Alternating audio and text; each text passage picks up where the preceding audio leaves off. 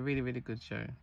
And I think one of the things that struck me, I think just seeing a depiction of what it's like to be with someone in that kind of lifestyle, an unrepentant person.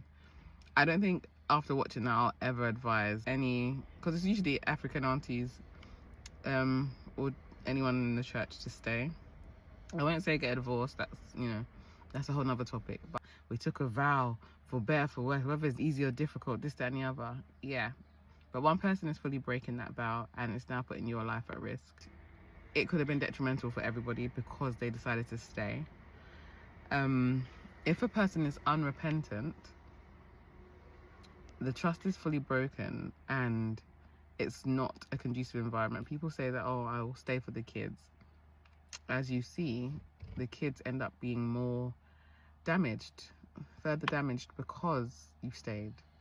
So I don't think it's fair to say that I'm staying for the kids, because in a situation where the man is doing what he's doing around the whole neighborhood and he's just carrying on and he's unrepentant with it and he's not willing to change, I don't think it's fair to say that you're going to stay for the kids. And I say fair on the children, because they end up dealing with the damaging effects of you staying.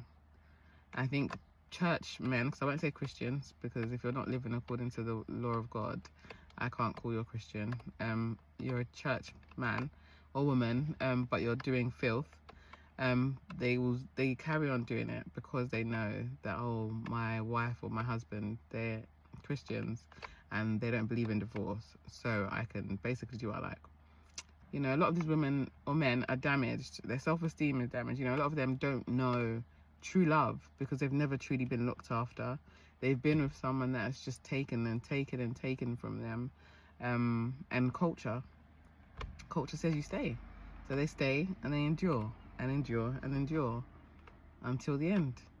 Kids end up damaged along the way, but they don't see it because I'm protecting my kids. I'm doing this for my kids.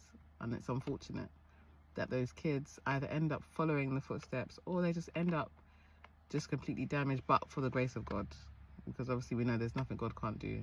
There's so many emotions that I went through watching it, because it was so, just seeing a depiction of what some of these aunties I know of have gone through. It's awful.